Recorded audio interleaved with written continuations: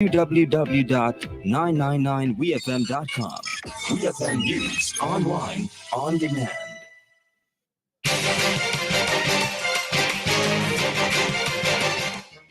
Good afternoon and welcome to WeFM's Midday News, brought to you with the kind compliments of Court St. Vincent Limited.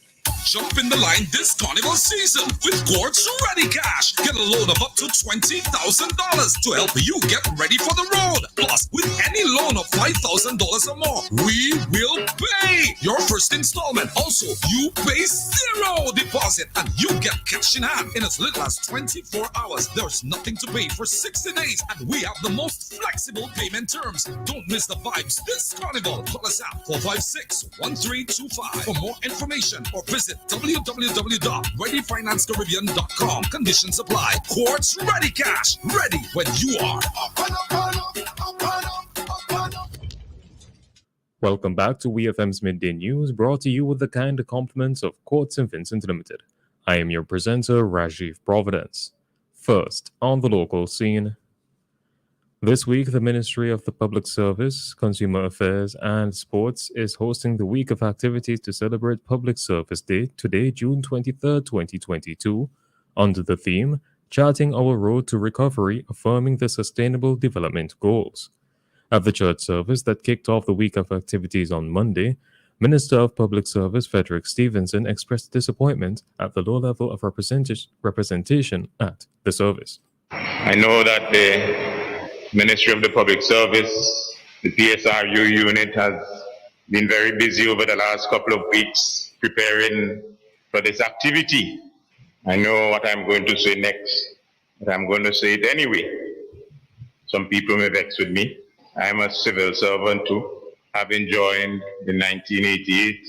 But when we have an activity of this nature and the ministries are accessing representatives, and you come to the service and see less than the minimum of persons in the public service attending, you feel disheartened and you feel that what you've been doing over the last couple of weeks to promote this activity was a waste of time.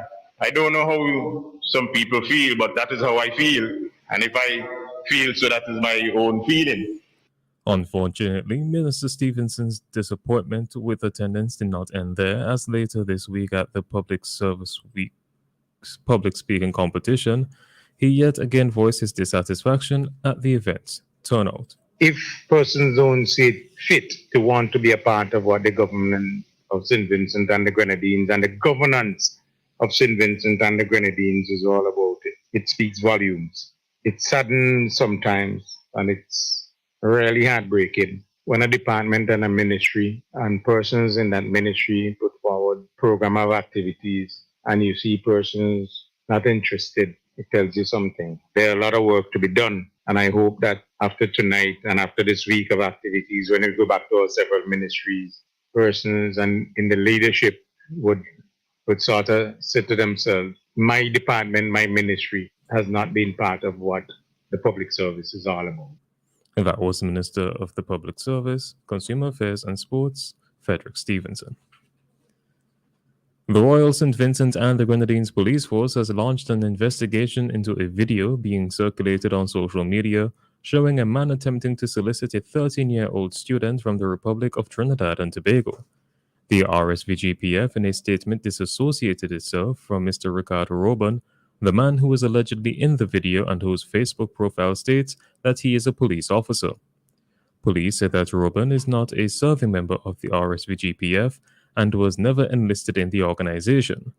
According to a release, he was a member of the auxiliary police force whose services were terminated 4 years ago because he failed to perform his duties as an auxiliary officer. The RSVGPF does not condone such acts against our young children and encourages all parents and guardians to be vigilant and aware of their children's online activities, the official release from the Public Relations and Complaints Department stated. Still on the local scene, 20 Rose Place fishermen have now signed agreements with the government with regards to their compensation for them moving their operations to facilitate work on the port modernization project. Prime Minister Dr. Ralph Gonsalves, while speaking on NBC Radio's face-to-face program on Wednesday, made the disclosure and also added that he expected another 5 fishermen to sign agreements that day. We hear more from the Prime Minister. There are 25 fishermen operators down there. As of yesterday evening, 20 of them have signed agreements in relation to their money, and some have collected. The minimum money anyone would get is $18,000. So we want to put them in a condition better than they would have been, and they would be able to go to other places, and they're choosing different places. So, as I say, I have 35. We expect that in addition to that 20, maybe today, another 5 more we expect to go in and sign. And the others we expect would go along. That was the Prime Minister, Dr. Ralph Gonsalves. Prime Minister Dr. Ralph Gonsalves signaled the beginning of the construction phase of the port modernization project in Kingstown on May 4th of this year, with a signed agreement between the government, Selhorn Engineering based in Germany, and Aecon Construction Group, Inc. On to news in the region. Grenadians will cast their vote today in a general election where only one thing is certain: the surname of the Prime Minister will be Mitchell. The polls opened at 6 a.m. and will close at 5 p.m. A total of 87,794 persons are registered to vote on Monday. 914 officers of the Royal Grenada Police Force were given the opportunity to cast their ballot ahead of the population. Supervisor of Elections Elvis Moraine yesterday explained that once a person is registered, their right to vote is secured. Incumbent Prime Minister Dr. Keith Mitchell, 75, of the ruling New National Party (NNP), is hoping to be re-elected for a 6th term as Prime Minister. He is also seeking a 3rd election victory in a row, having won all 15 constituencies in the 2013 and 2018 general elections. Attorney at Law Dickon Mitchell, 44, the political leader of the National Democratic Congress (NDC), is hoping to oust the NNP and become Grenada's next Prime Minister. 41 candidates are contesting the election from 5 political parties, and there is one independent candidate. However, the NNP and the NDC are the main political parties in the race. Jamaica's Tourism Minister Edmund Bartlett says a single visa regime among CARICOM member countries should be the next critical consideration in rationalizing entry protocols in the region. This is for touristic purposes and can be provided for visitors coming into your space for 30 days or 3 days, a simple platform that allows everybody and anybody to apply for a CARICOM visa that allows you entry into all the CARICOM countries, the minister said. He was speaking at the inauguration of scheduled commercial flights into the Ian Fleming International Airport at Boscobel St. Mary on June 16th. Bartlett said the region needs to adopt a new approach to air transportation and develop new ideas about collaboration using the support of today's technology.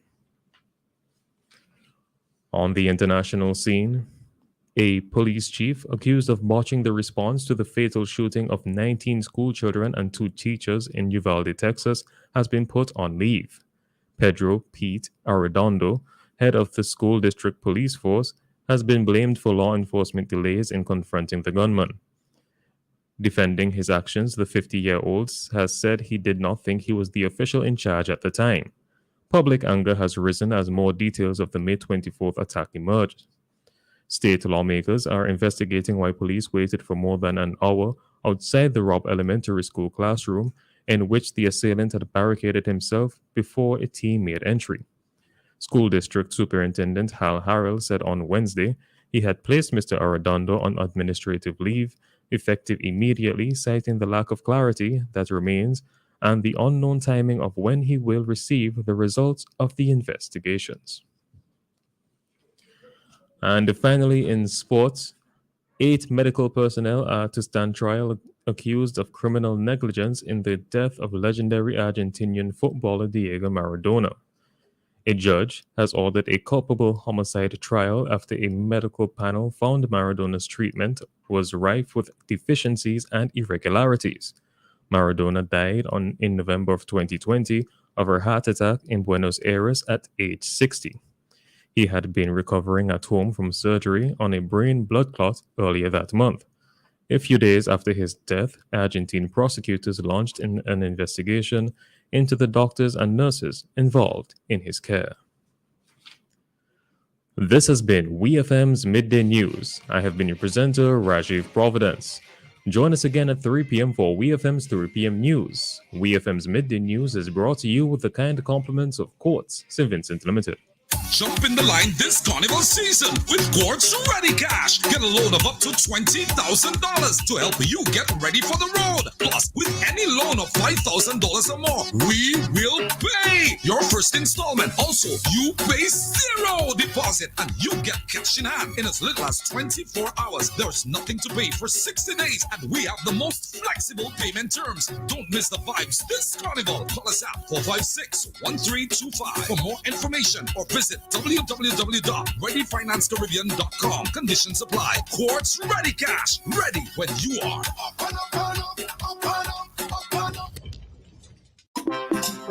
The flavor nice,